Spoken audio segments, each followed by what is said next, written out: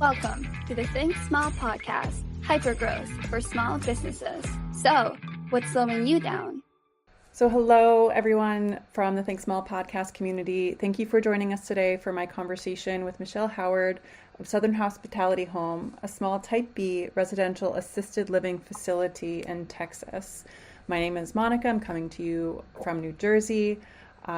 Michelle, thank you and the warmest of welcomes for joining me on this podcast today to share with my audience a little bit about what small businesses mean to you and, of course, about what your small business is. So welcome. Thank you. Thank you, Monica, and thank you so much for having me. Of course. So we'll jump into it. What is it that makes your company so successful in what it does? The care we provide. I am very fortunate that when I acquired Southern Hospitality Home back in 2014, I was fortunate enough to keep the previous owner's current employees. And of my 20, on any given day, it could be 21 to 25, depending, on our resident census. But probably over half of those have been with Southern Hospitality Home longer than I have. And for maximum capacity at 15 residents, to have that many employees with not only direct care staff, meaning certified nursing assistants around the clock, 6 to 2, 2 to 10 overnights, 10 to 6. In addition to the direct care staff, we have an RN on staff, which bizarrely enough is rare for assisted living facilities. We also have professional chefs. The kitchen manager and head chef goes to the grocery store twice a week, so everything is fresh, made from scratch.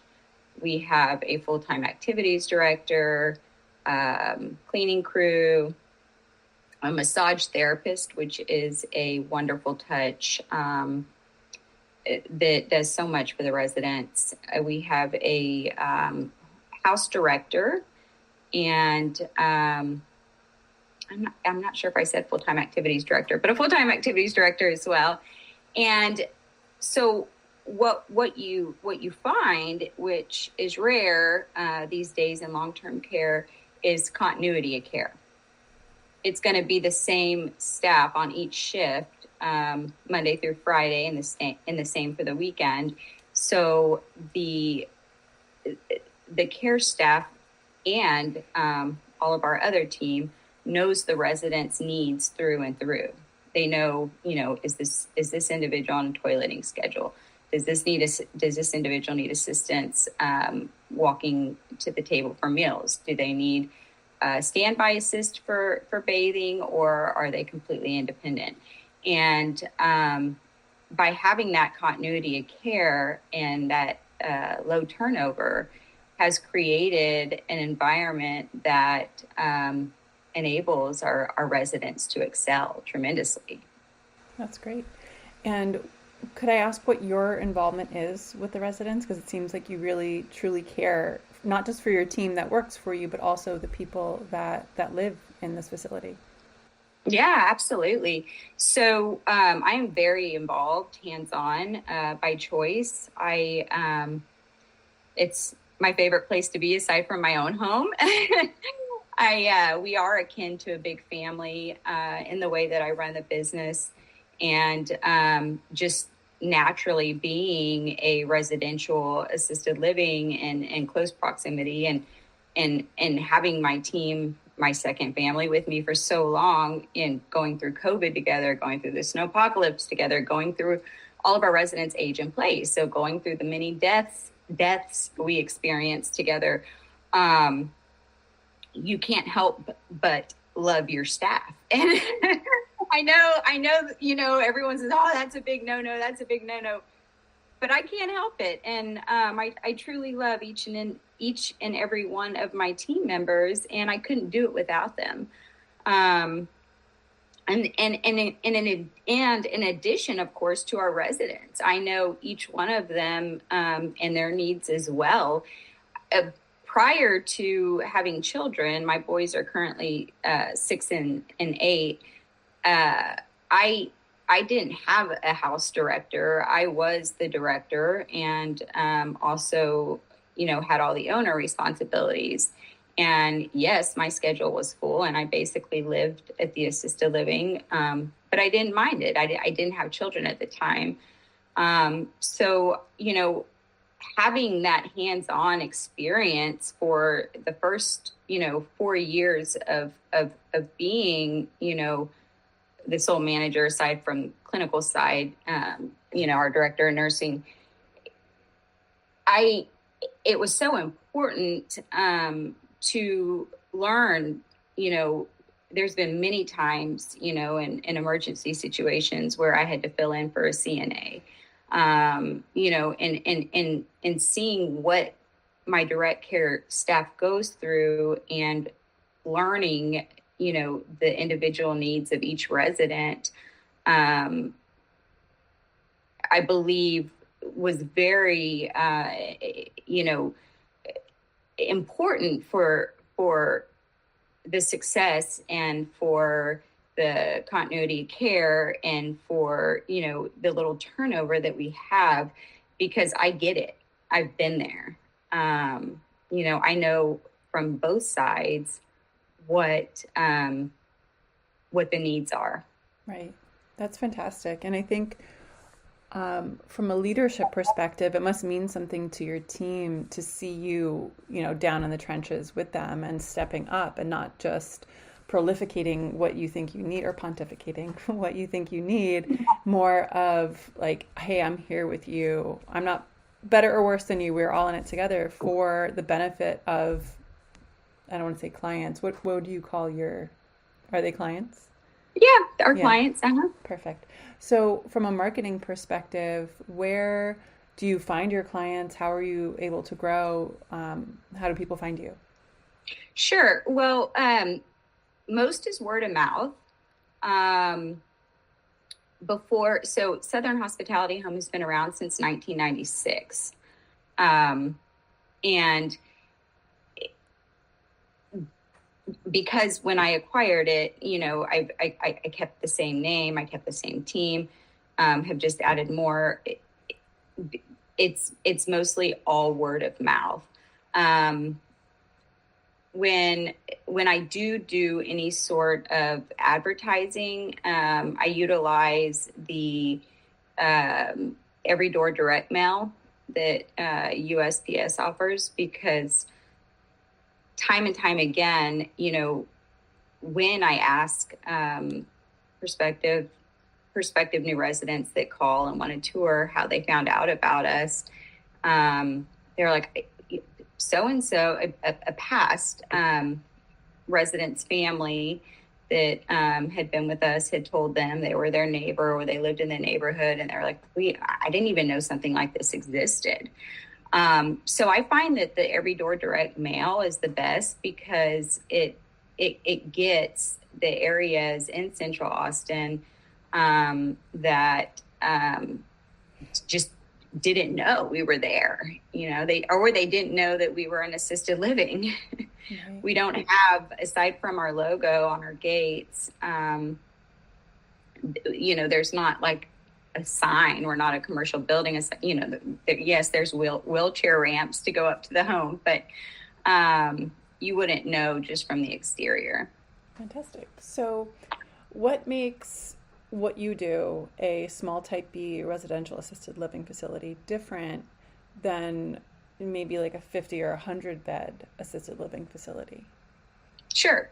So from a licensure standpoint, it's the same. So there's a small type B assisted living, which is 16 or less residents, and there's a large type B assisted living facility, which is 16 or more. As far as a regulation standpoint, our regulations are the same. The type of residents that are appropriate, our life and safety code, all of that, is the same. It's just 16 or less, and my particular license is for 15, are typically in residential neighborhoods where large type Bs are the commercial buildings, the Brookdales, the Belmonts, the Maravillas. And so that's the main difference. There is also a type A assisted living facility. And the difference there is the residents have to be able to evacuate on their own in case of an emergency. So I believe the overnight staff can be asleep or very minimal. They need very minimal assistance. So type B is mainly elderly, and you see more younger, intellectually disabled in a type A. Then a memory care unit is a assisted living with a memory care certification so that they can have locked units. The only time somebody would need to be in a memory care versus an assisted living facility or type B is if they were a wandering risk, which, if they have end-stage Alzheimer's or dementia and are still physically able and mobile, that's when they would need to be in a memory care because they lock their units. Right. Where type B assisted living, we are required to be trained.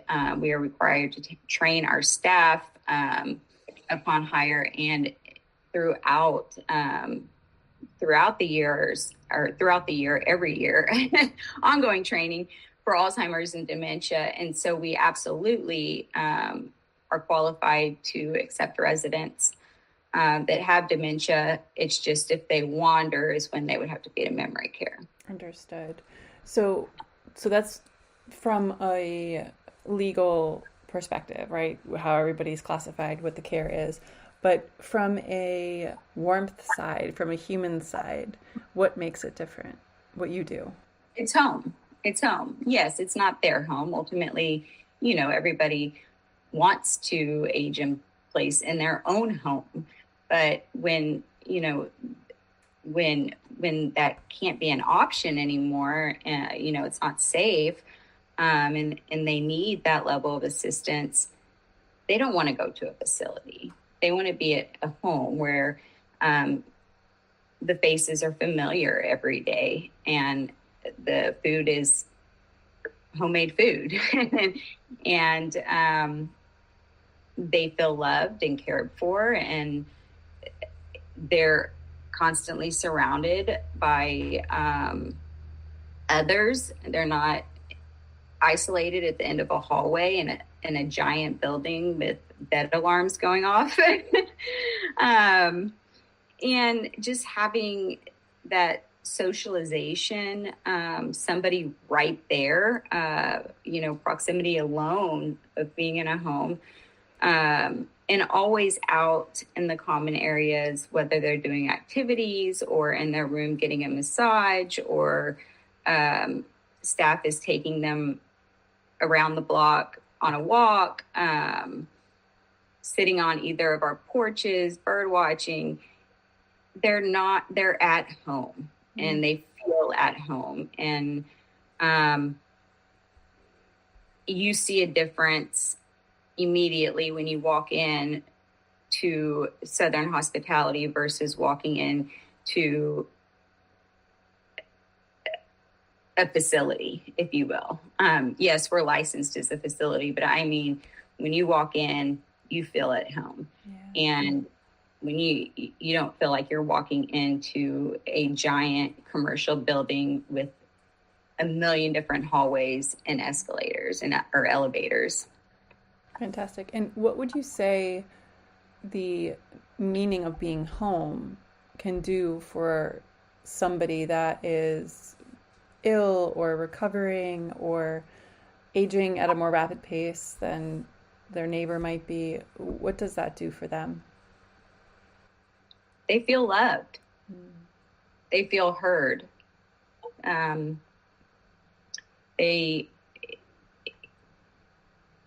they feel like their needs are being taken care of, whatever that may be. Each is different, but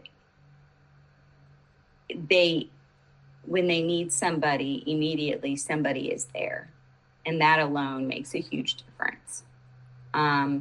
If somebody is at 100+ bed building and they press their call button and it's going to take 30+ minutes for somebody to get there, how would that make you feel? Distressed. If you needed assistance just to go to the bathroom. Yeah.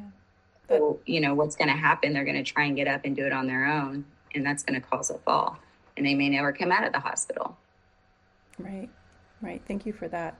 And I think that soft skill or that soft touch isn't necessarily something that can come across in a brochure or a direct mailer, no. Right? It's something that is felt, right? So as the business owner, it's as though that is kind of, it feels like it's you going above and beyond what typical care is for the elderly in facilities. It's something that can't be sold or marketed, right? It's something that is because it's something that you are, right? Like you are that specialness for Southern Hospitality to help bring it to, I don't want to say the next level, but yeah, to bring it to the next level of care, right? Setting that standard of what aging in place can be, right? And I'm going to say aging in place, even though it's not their physical home, it is home, right? You have the family element with only 15 beds, with so many people providing and caring and massaging and entertaining and all of these things for them.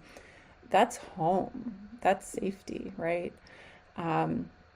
So, we're approaching the end of this podcast. And I just want to dive into, as a business, as a small business, where you are so in the nitty-gritty of what your clients need, what your family needs. What is getting in your way of growth? I'm scared. I put so much into it. Ultimately, all 15 residents' lives are in my hands, and I pride myself in the care we provide, and I'm scared growing, I won't be able to provide that same level. I won't be able to be, as hands-on with 10 different facilities. I could certainly train and teach. And there is definitely, other angels on earth out there that, are in it for the right reasons. And, I could get another facility up and running with the same continuity and level of care. But it also, to be this involved and have a family, there is a balance that is very hard to keep. And I worry, from that aspect as well. I know it's my calling. I know, that I need to be able to provide this for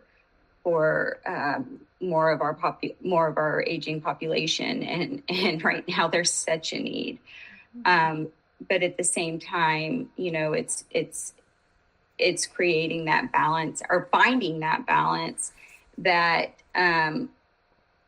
will enable me to do it and also take care of myself and my personal needs. But yeah, I mean, it's definitely going to happen.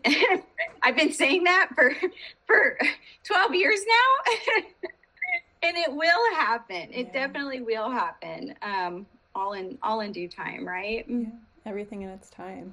So I read a stat that the U.S. population is aging rapidly, with those that are 65 and older expected to reach 82 to 90 million by 2050. Which is not that long from now. It's 24 years. So there truly is such a need. And I think it's interesting to think how many more of these small type B residential assisted living facilities can exist as opposed to the mega complexes that I know I see here in New Jersey, that I know some people are currently in, whether they're on the employee side or the patient side. I mean, boomers are aging. There's increased life expectancy at this point. The median age is rising. This is not a need that's going to go away. No. Not in any organic way. We are aging as a population and we're living longer. It's just also a privilege to be able to live better while we also live longer, right? Yeah. 100%. And